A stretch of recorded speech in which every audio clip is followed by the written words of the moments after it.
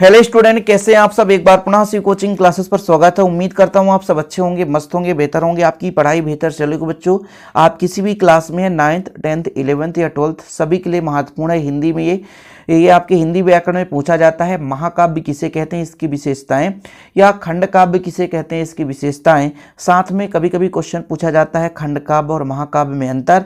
सबसे बढ़िया objective question पूछ दिया जाता है कि नहीं 2 महाकाव्य या 2 खंड काव्य के नाम लिखिए। तो बच्चों, आप किसी भी क्लास में इसे तैयार कर सकते हैं। तो जैसे आप लोग काव्य का अर्थ तो जानते होंगे कि कोई भी रचनाकार या लेखक कुछ रचना करता है या कोई ग्रंथ लिखता है या कोई भी ऐसा पुस्तक जिसमें किसी व्यक्ति के विशेष घटना का वर्णन होता है, तो वो आपका काव्य कहलाता है। जैसे रामचरितमानस श्री राम जी पर आधारित है, ये आपका एक महाकाव्य है जिसमें रामचरितमानस में राम जी के विभिन्न भाग मतलब सभी पहलुओं को ध्यान में रखते हुए सभी घटनाओं को वहां पर वर्णन किया गया है। ऐसे पंचवटी एक खंड काव्य जिसमें केवल और केवल एक ही घटना का वर्णन किया। सुदामा चरित्र मतलब सुदामा जी के, जैसे मान लीजिए गीता में सारा चीज वर्णन है, वहीं पे यदि हम सुदामा चरित्र में बात करें तो केवल सुदामा जी से संबंधित घटनाओं के बारे में वर्णन है। जैसे पथी के खंड काव्य है, तो इस खंड काव्य में केवल और केवल नायक की केवल एक घटना का वर्णन होता है। तो बच्चों, खंड काव्य या महाकाव्य सब कुछ एक काव्य, एक रचना, एक ग्रंथ है जिसमें लेखक या कवि अपने भावनाओं को एक व्यक्ति विशेष को लेकर के वहां पर उकेरता है, मतलब विस्तृत वर्णन करता है। तो आप लोगों को सबसे यही पता होना चाहिए भाई ये काव्य है क्या। जैसा कि रामचरितमानस एक क्या है, आपका ग्रंथ है जो कि लेखक के द्वारा विधिवत उसमें श्री राम जी के चरित्र का वर्णन है, तो इसमें एक क्या कहलाया, काव्य। जब आप रस पढ़ते हैं ना तो लिखते हैं ना, किसी भी काव्य को पढ़ते, सुनते या देखते समय पाठक, दर्शक या श्रोता को जिस आनंद की अनुभूति होती है उसे रस कहते हैं। मतलब कोई भी पाठ हम पढ़ रहे होते हैं वो एक आपका काव्य है। मान लीजिए आप कविता ही गा रहे हैं किसी व्यक्ति से संबंधित, तो वो आपका एक काव्य है। तो काव्य में, ठीक है, जब किसी एक नायक का विशेष घटना वर्णित हो तो वहां पे खंड काव्य होता है। और जब बच्चों किसी भी काव्य में एक नायक के संपूर्ण जीवन का वर्णन हो तो वहां पर आपका कहलाता है महाकाव्य। खंड मतलब एक छोटा सा भाग, खंड मतलब कटा हुआ, शब्द से अर्थ निकालो ना। खंड का मतलब होता है कटा हुआ, एक छोटा सा भाग। मतलब कहीं पे एक बड़ा घटना हो रहा है, उसके एक पार्ट को दिखा दिया जाए तो वहां पे आपका खंड काव्य हो जाता है। यानी किसी लेखक के द्वारा एक छोटा सा पार्ट अलग से रचना कर दी जाए तो आपका वो खंड काव्य कहला जाएगा। लेकिन वहीं पे रामचरितमानस में आप देखो, राम जी के संपूर्ण जीवन का वर्णन है, चाहे उनके जन्म से लेकर के मृत्यु तक में, चाहे उनके सीता हरण की बात की जाए, चाहे रावण से लड़ाई की बात की जाए, चाहे उनके वनवास की बात की जाए, बाल कांड की बात की जाए, सभी प्रकार के कांड रामचरितमानस में उपलब्ध हैं। ऐसे ही साकेत है, प्रिय प्रवास है, कामायनी है, पद्मावत है, ये आपके बच्चों महाकाव्य कहलाएंगे। मतलब ऐसा काव्य जिसमें किसी नायक के संपूर्ण जीवन का वर्णन होता है, तो वहां पर आपका बच्चों महाकाव्य हो जाता है। और खंड काव्य में क्या होता है, एक छोटा सा काव्य, किसी विशेष घटना का एक कटा हुआ भाग है, तब इसमें क्या होगा, किसी एक नायक के किसी एक ही घटना का मार्मिक रूप से वर्णन होगा, वहां पे आपका बच्चों खंड काव्य कहलाता है। सीधा फंडा, खंड काव्य एक छोटा सा काव्य होता है, एक अंश है। महाकाव्य का एक प्रकार से एक अंश है, एक छोटा भाग है। मतलब किसी एक महान नायक के एक ही घटना का वर्णन होता है, वहां पे खंड काव्य होता है। और बच्चों, यदि हम महाकाव्य की बात करें तो इसमें मानव के सभी पक्षों का वर्णन होता है, एक नायक के सभी पक्षों का वर्णन होता है। तो जब आप विशेषता में पढ़ोगे तो खंड काव्य में किसी मानव के किसी एक पक्ष का वर्णन होगा, लेकिन वहीं पे महाकाव्य की बात करेंगे तो महाकाव्य में किसी नायक के संपूर्ण जीवन का वर्णन होता है।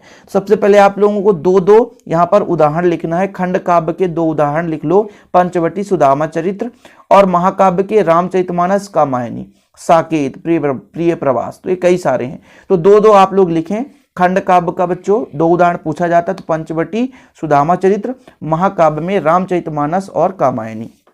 ठीक है, तो यहां पर देखिएगा, खंड काव्य एक खंड प्रबंध है जिसमें नायक के जीवन की किसी एक घटना या मार्मिक अंश का पूर्णता के साथ वर्णन होता है। ये अपने में स्वतंत्र विधा है, मतलब एक ही घटना का वर्णन स्वतंत्र है, किसी से संबंधित नहीं रखा जाता उसमें।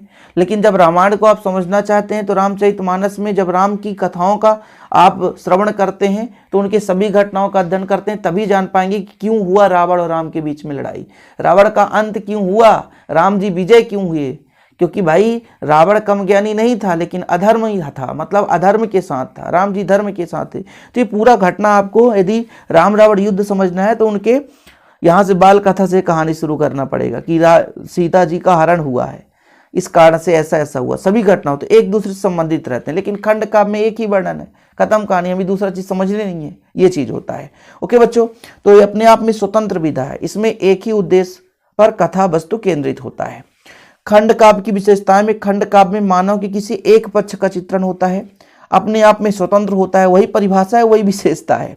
ठीक है, खंड काव्य की संपूर्ण रचना एक ही छंद पर होती है, मतलब इसमें एक ही छंद होता है। ओके, इसमें कई प्रकार के श्रृंगार पाए जाते हैं, श्रृंगार रस, करुण रस, वीर रस। इतना ध्यान रखो, जब आपको समझ में नहीं आए ना रस वगैरह, तो आप अपने से लिख दो, एक दो रस के प्रकार तो जानते हो, तो बता देना कि इसमें ये रस है, 2-3 रस लिख दो। इसका नायक उदात्त गुणों से विभूषित होता है। जब हम महाकाव्य की बात करते हैं बच्चों, तो महाकाव्य की कथा सर्गबद्ध होती है, एक सूत्र में बंधी रहती है।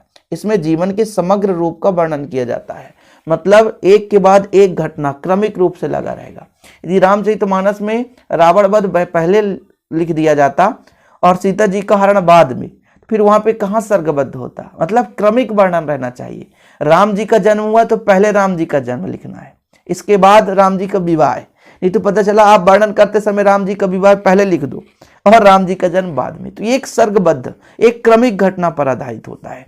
इसमें मानव जीवन की संपूर्ण घटनाओं का चित्रण होता है। महाकाव्य में 8 तथा उससे भी अधिक सर्ग होता है। इसमें रस, मैंने बताया रस तो अपने से मार दो, तुक्का मार दो, रस की कोई गारंटी नहीं है, कोई भी रस लिख दो, सभी प्रकार के रस है। रामचरितमानस में हंसी भी आती है, रोते भी है, भय भी होता है, वीर रस की भावना भी आती है, हर प्रकार से प्रधानता है, सभी रस, 3-4 रस आप कुछ भी लिख दो। भाई श्रृंगार रस है, नायक नायिका के मिलन, तो राम और सीता जी के मिलन का वर्णन होता है ना, तो वहां श्रृंगार रस होगा। शांत, राम जी तो हर जगह शांत ही रहते हैं। ठीक है, वीर रस, जब लड़ाई होता है तो वीर की भावना, मेघनाथ नंद देखो भैया कितना वीर, अपने श्रीलंका के लिए, अपने भले ही वो अधर्मी था लेकिन अपने मातृभूमि के लिए जान देने के लिए तैयार था, तो वहां पे वीर रस का भी प्रधानता रहता है। कथानक ऐतिहासिक व सज्जन चरित्र से जुड़ा होता है। सज्जन चरित्र मतलब धैर्य हो, जिनमें प्रेम की भावना हो, सबको समझ सके, सामाजिक भावना हो, समाज देश को समझ सके, सब कुछ भावनाएं होती हैं, वो सज्जन चरित्र का कहलाता है। जैसे श्री राम जी का वर्णन। तो ये हो गया बच्चों महाकाव्य। 2 उदाहरण लिख लेना, पंचवटी सुदामा चरित्र आप लोग लिख लेना खंड काव्य में, महाकाव्य में लिख लो रामचरितमानस, पद्मावत, कामायनी, ये तो 2 उदाहरण लिख लेना और इसकी परिभाषा और विशेषता पूछी जाती है, आप लोग तैयार कर लेना बच्चों। हिंदी के और वीडियो पाने के लिए चैनल को सब्सक्राइब कर लें, यदि आप लोग कहेंगे तो जिस टॉपिक पर, उस टॉपिक पर मैं आपको वीडियो प्रोवाइड कर दूंगा। आज के लिए इतना ही, मिलते हैं वीडियो के साथ बच्चों। जय हिंद, वंदे मातरम।